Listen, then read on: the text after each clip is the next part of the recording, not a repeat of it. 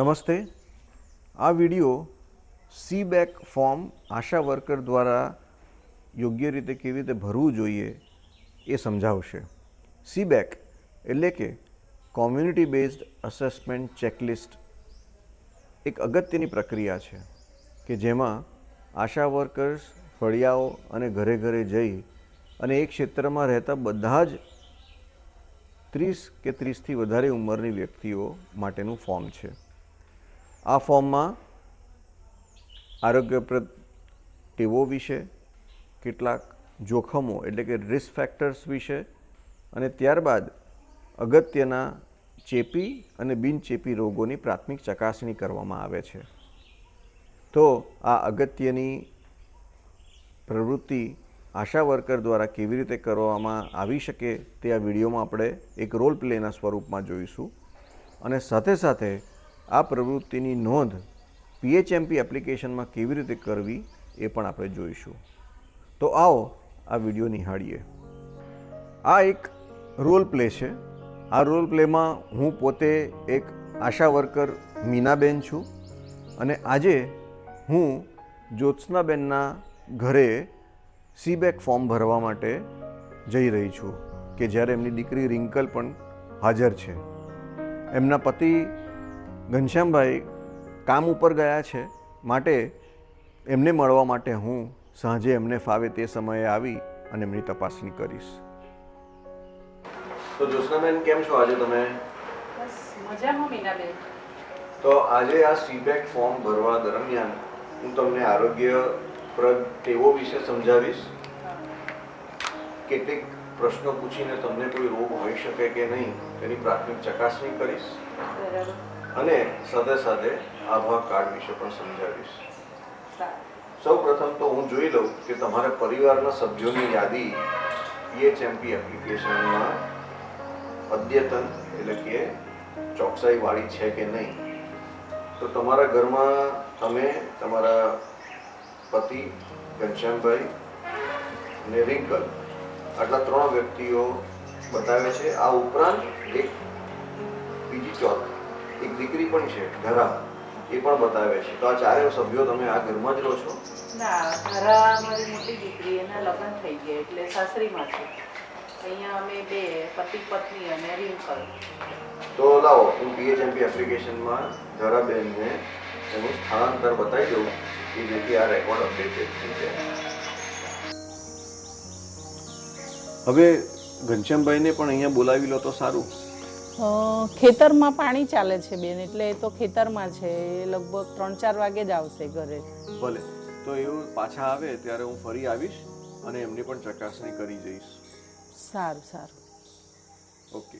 હવે તમે નજીકના સેન્ટર એટલે કે આયુષ્માન આરોગ્ય મંદિર વિશે કદાચ જાણતા હશો, પણ આ એક સરકારી નાનું દવાખાનું છે કે જ્યાં 12 પ્રકારની સેવાઓ તમને ઉપલબ્ધ છે.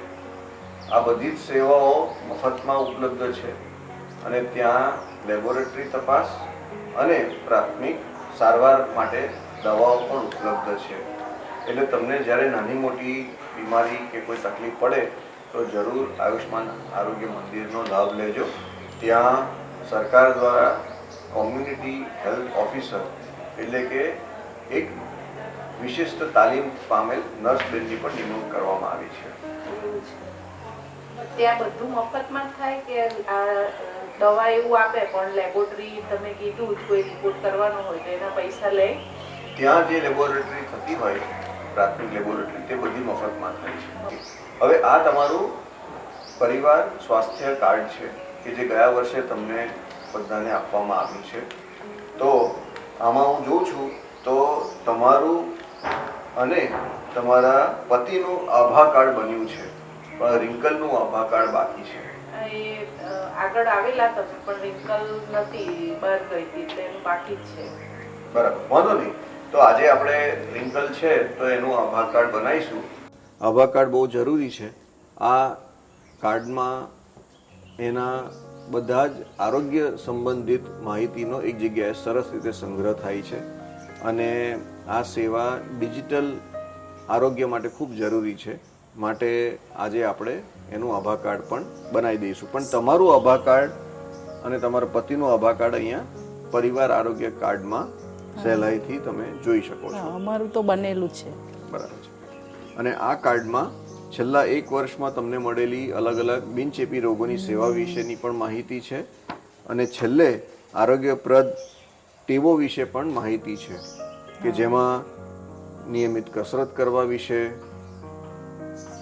તાણ ઓછી કરવા માટેના ઉપાયો જેમ કે પ્રાર્થના, યોગા અને જો કોઈને વ્યસન હોય તો વ્યસન મુક્તિ વિશે પણ સમજાવવામાં આવ્યું છે. આ આરોગ્યપ્રદ ટેવો ખૂબ જ અગત્યની છે.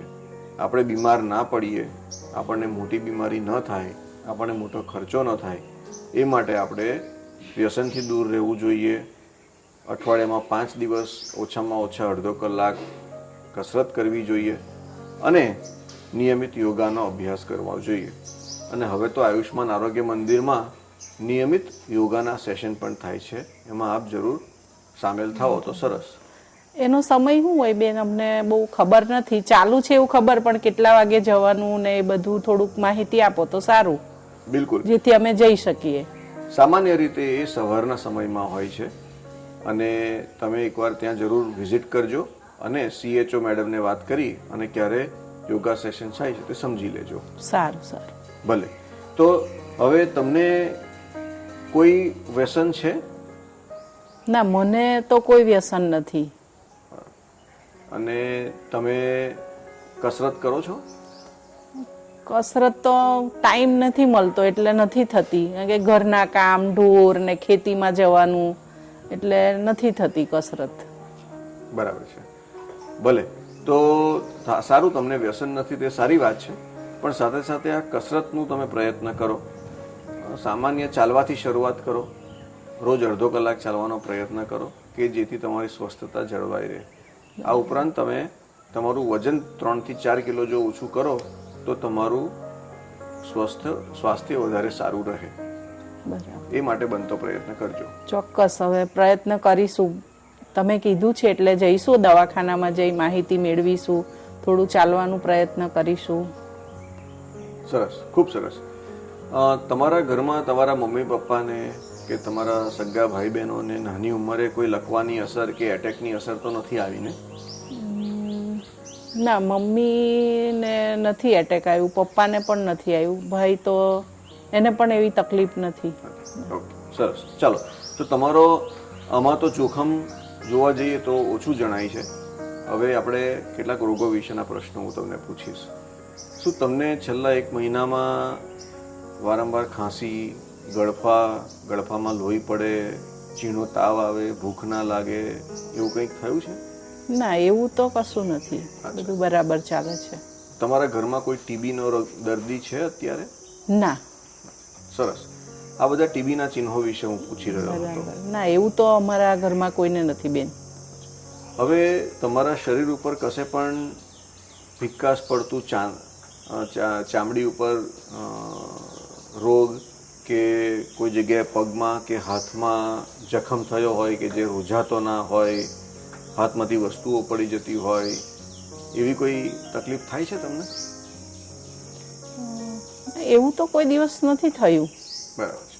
બધું બરાબર છે, પકડી શકીએ છીએ, ખેતીમાં કામ પણ કરી શકીએ છીએ, એવું નથી થતું કોઈ દિવસ. બરાબર. હવે તમારા પગમાં, એક પગમાં કે બંને પગમાં વધારે પડતો સોજો આવી જાય, સોજો જતો જ ના રહે, એવી કોઈ તકલીફ હમણાં તમને છે? ના ના, એવું તો નથી. ઓકે, સરસ. ચલો, આ બધી તમને મેં અલગ અલગ ચેપી રોગો વિશેની માહિતી તમને પૂછી. હવે તમને સાંભળવામાં કોઈ તકલીફ છે? ના, સંભળાય છે બરાબર, કાને, બંને કાને સંભળાય છે. કોઈ આંખના રોગો છે કે ઝાંખું દેખાતું હોય, ડબલ દેખાતું હોય, રાત્રે જોવામાં તકલીફ પડતી હોય, આંખો ત્રાંસી હોય, એવું કઈ તકલીફ છે તમને? ના, એવું તો નથી, પણ પેલું થોડુંક નજીકનું વાંચવાનું એવું કોઈ વાર ઈચ્છા થઈ જાય તો ઝાંખ વળગતી હતી, પછી દવાખાનામાં બતાવ્યું તો નંબરવાળા ચશ્મા આપ્યા છે, એટલે હવે કંઈ તકલીફ નથી આંખની. ચશ્મા પહેરીએ તો વાંચી શકાય, બીજી તો કોઈ તકલીફ નથી. બહુ સરસ. હવે તમારા મોંમાં 2 અઠવાડિયાથી વધારે સમય સુધી ચાંદા પડેલા હોય કે નાની ગાંઠ હોય, કોઈ જગ્યાએ સફેદ અથવા લાલ કલરનું ચાંદુ પડ્યું હોય એવું કંઈ તમારા ધ્યાનમાં આવ્યું છે કે તમારો અવાજ 2 અઠવાડિયાથી બદલાઈ ગયો હોય પહેલાં કરતાં એવું કંઈ ધ્યાનમાં આવ્યું છે? ના, અવાજ તો રોજ નીકળે એવો જ નીકળે છે અને એવું કંઈ બહુ મોઢામાં એવું કંઈ લાગ્યું નથી કોઈ દિવસે. બરાબર. આ છે ને મોઢાના ગાંઠ સંદર્ભેના બધા ચિહ્નો છે. અત્યારે તમને નથી એ બહુ સારી વાત છે, પણ આપણે ધ્યાનમાં રાખવાનું કે એવું કંઈક 2 અઠવાડિયાથી વધારે સમય સુધી મોંમાં કંઈક ગાંઠ જેવું લાગે કે જખમ જેવું લાગે તો તરત જિલ્લા કક્ષાની હોસ્પિટલમાં જઈ અને એની તપાસ કરાવડાવી દેવી જોઈએ. બેન, તમે તો બહુ બધું કીધું, પણ થોડું એવું લાગે કે આ બધું કેમ પૂછ્યું એવું થાય કે થોડું ડર જેવું લાગવા માંડે. બરાબર, એ સમજી શકાય એવું છે, કારણ કે એક સાથે આટલા બધા આરોગ્યના સંદર્ભે પ્રશ્નો મેં પૂછ્યા એટલે તમને ડર લાગે એ સ્વાભાવિક છે. પણ તમે બિલકુલ ચિંતા ના કરશો, ટેન્શન ના લેશો. આ બધું તકેદારીના ભાગરૂપે કરવામાં આવી રહ્યું છે. તમે લાંબા સમય સુધી સ્વસ્થ રહો, તમને રોગ ન થાય અથવા તો થાય તો વહેલો પકડાય એના માટેના બધા પ્રશ્નો છે. બરાબર. એટલે તમે જે કીધું એવું કંઈ થાય તો અમારે તરત દવાખાને જવું પડે એવું જ કહેવા માંગો છો ને? હાજી. બરાબર, સરસ, સારું. અમે એટલે ધ્યાન રાખીશું બધું. એવું તમે જે બધું સમજાવ્યું એમાંથી કંઈ અમને લાગે તો તરત અમે અમારા ગામમાં તો દવાખાનું નજીકમાં છે જ સરકારી, એટલે ત્યાં પણ જઈશું. તમે તો અવારનવાર આવો છો તો તમને પણ જાણ કરીશું. સરસ. હવે તમારા છાતીમાં તમને કોઈ ગાંઠ માલુમ પડતી હોય કે છાતીની જગ્યાએથી કોઈ પ્રવાહી નીકળતું હોય કે છાતીના આકારમાં કોઈ ફરક પડ્યો હોય એવું કંઈ ધ્યાનમાં આવ્યું છે? ના ના, એવું તો નથી. અચ્છા. તમે રોજ હવે નિયમિત, રોજ નહીં તો મહિને એકવાર પોતાની છાતીની તપાસ કરતા રહેજો. હું તમને બાજુ પર લઈ જઈને એ વિશે પણ સમજાવીશ અને વિડીયો પણ બતાવીશ કે જેથી તમે પોતે જ તમારા છાતીની તપાસ કરી શકો. બરાબર. આ એટલા માટે જરૂરી છે કે બહેનોમાં સ્તનમાં ગાંઠ થવું હવે વધારે સામાન્ય થયું છે અને જો તમે પોતાની તપાસ કરીને વહેલી ઓળખ કરી શકો તો તમને સારવાર વહેલી મળે અને તમારું સ્વસ્થ સારું રહે. બરાબર. તો હું તમને લાવો તમને થોડી વાર પછી બતાવીશ કે તમે તપાસ કેવી રીતે કરી શકો. સારું સારું બેન. હવે તમને કેટલાક માનસિક સમસ્યા વિશેના પ્રશ્નો હું પૂછીશ.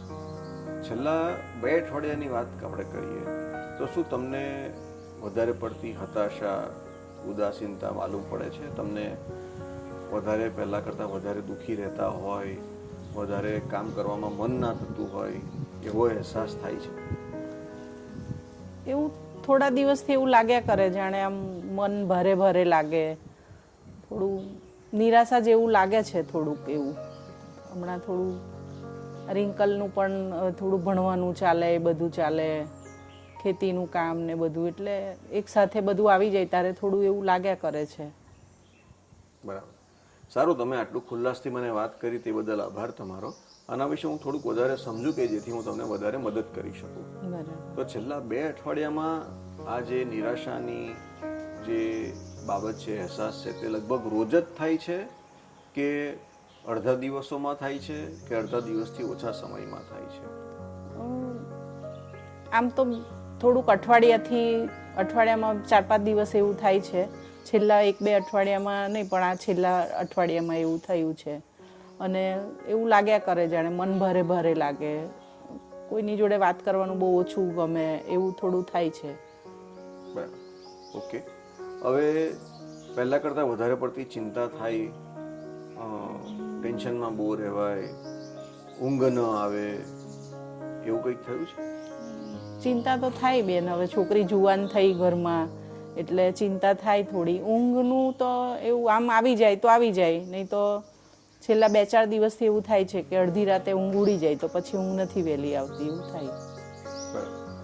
જો ચિંતા તો આપણને બધાને નાની મોટી રહેવાની, પણ હું એવું આપને પૂછું છું કે પહેલાં કરતાં વધારે પડતી ચિંતા, સતત ચિંતામાં જ રહીએ, સતત વધારે પડતા વિચારો આવે, રોજ જ ઊંઘ ના આવે, એવા પ્રકારની તકલીફ છે તમને? ના, એવું એટલું બધું નથી. હમણાં થોડુંક આ 2-4 દિવસથી થોડું થાય, પણ એવું એટલું બધું તમે જે કહો છો એટલું બધું નથી. સરસ. ખેંચની તકલીફ છે? ના, ખેંચ તો કોઈ દિવસ નથી આવી.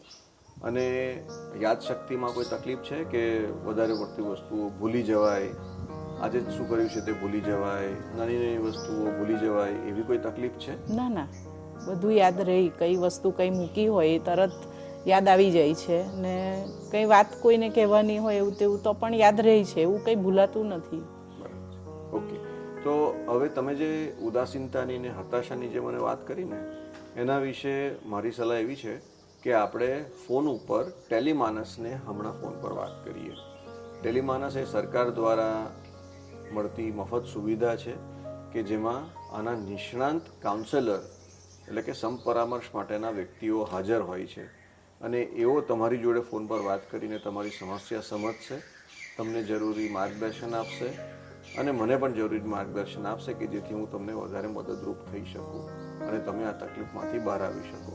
તો તમને વાંધો ના હોય તો આપણે ફોન ઉપર વાત કરીએ. પણ હવે એવું તો બધાને થતું જ હોય ને બેન, એમાં વાત કરીને શું કરવાનું? વાત કરવી જ પડે એવું? તમને સંકોચ થાય એ સ્વાભાવિક છે કોઈ અજાણી વ્યક્તિ જોડે આવી નિકટની વાત કરવા માટે, પરંતુ તમે બિલકુલ ચિંતા ના કરશો. આ તમારી વાત એમની જોડે તદ્દન ગોપનીય રહેશે, ગુપ્ત રહેશે, તમારી પ્રાઇવસી જાળવવામાં આવશે અને એમની જોડે વાત કરવાથી ફાયદો એ થશે કે શું તમને ખરેખર માનસિક સર્વિસીસ સેવાઓની જરૂર છે કે નહીં એ આપણને ખબર પડે. સારું, તો તમે કહો છો તો કરી લઈએ વાત. ભલે, તો હું ટેલિમાનસને ફોન લગાવું છું. પહેલા હું વાત કરીશ અને પછી તમે વાત કરજો. હા, નમસ્કાર. હું ગામની આશાબેન, મીનાબેન બોલું છું. હું અહીંયા સીબેક ફોર્મ ભરવા માટે જ્યોત્સનાબેનના ઘરે આવી છું અને જ્યોત્સનાબેનને છેલ્લા 2 અઠવાડિયાથી હતાશાની, ઉદાસીની અહેસાસ વધારે થાય છે, એટલે એઓ તમારી જોડે વાત કરવા માગે છે અને તમારું માર્ગદર્શન મેળવવા માગે છે.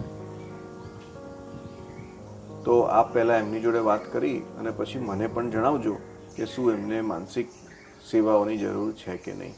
તો હું જ્યોત્સનાબેનને ફોન આપું છું. હેલો. હાજી, ઓકે. એમને માઇલ્ડ ડિપ્રેશન છે, એટલે થોડુંક દુઃખી થવાની થોડીક તકલીફ છે. ઓકે, એટલે એમને નિયમિત કાઉન્સેલિંગ માટે મારે એમને મળતા રહેવું જોઈએ અને તમારા તરફથી પણ એમને નિયમિત ફોન ઉપર સપોર્ટ મળતો રહેશે. શું એમને હોસ્પિટલમાં બતાવવા જવાની જરૂર છે? અચ્છા, નાની નજીવી તકલીફ છે એટલે ડૉક્ટરને બતાવવાની જરૂર હાલમાં નથી, કાઉન્સેલિંગથી આવી જશે. ભલે, તમારો ખૂબ ખૂબ આભાર.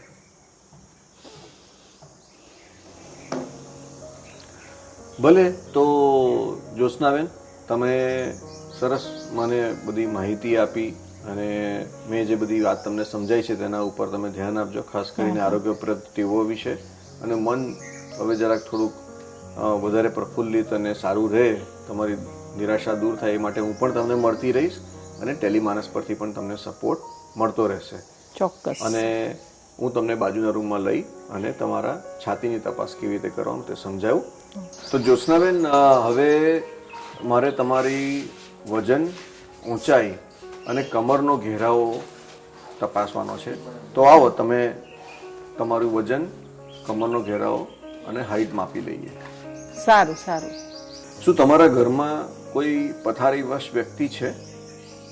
ના, એવું તો કંઈ નથી. ઓકે. અમે 2 પતિ પત્ની ને દીકરી, 3 બધા સારા જ છે, ફરતા ફરતા કામ કરતા છે, પથારીમાં કોઈ નથી. સરસ. આ હું એટલા માટે ખાસ પૂછું છું કે તમારી આજુબાજુ પણ જો કોઈ પથારીવશ વ્યક્તિ હોય તો એના વિશે જરૂર અમને કહેજો. તો આમાં આયુષ્માન આરોગ્ય મંદિરમાં હવે પથારીવશ વ્યક્તિઓ માટે પણ સેવા આપીએ છીએ. છેલ્લું જ તમને એક પૂછવાનું, કહેવાનું છે કે થોડા દિવસમાં હવે અમારા નર્સ બેન પણ અહીંયા આવી અને તમારી આરોગ્ય અને તમારા પરિવારની આરોગ્ય ચકાસણી કરશે કે જેમાં શુગર, બીપી એ પ્રકારની ચકાસણી ખાસ કરવા આવશે. તો એ વખતે તમે જરૂર ઘરે હાજર રહેજો. સારું, અમને તો વાંધો નથી, પણ એ ક્યારે આવવાના એવું થોડું ખબર હોય, સમય ને એવું હોય તો અમે એ ટાઈમે ઘરે રહીએ, કારણ કે અમે તો ખેતીમાં કામ કરવાવાળા, મજૂરીમાં, એટલે એ આવે ને અમે ઘરે ના હોય તો પાછું અમારું બાકી રહી જાય. એટલે અગાઉથી ખબર પડી જશે તો અમે ઘરે રહીશું. તમે એવું કીધું પથારી વસવાળું, અમારા ઘરમાં તો એવું નથી, પણ અમારા ફળિયામાં ત્રીજા ચોથા ઘરે એક દાદી છે, એ છેલ્લા એકાદ વર્ષથી ખાટલામાં જ છે, ચાલી નથી શકતા અને એવી બધી તકલીફ છે. તમને જોવું હોય તો જોઈ આવજો. બિલકુલ, આપણું તમારી ચકાસણી થઈ જાય પછી આપણે સાથે જ એમના ઘરે જઈને એમને મળી આવીએ. સારું. તમારા આજના સપોર્ટ માટે ખૂબ ખૂબ આભાર. આભાર બેન, તમે આટલો સમય અમારા માટે કાઢ્યો, આટલી બધી અમને શરીર વિશે જાણકારી આપી, રોગો વિશે જાણકારી આપી, એના માટે તમારો પણ ખૂબ ખૂબ આભાર. પાછા તમે આવજો, અમને ગમે છે તમે આવું બધું અમને કહી જાઓ છો તો. ઓકે, આવજો. આભાર.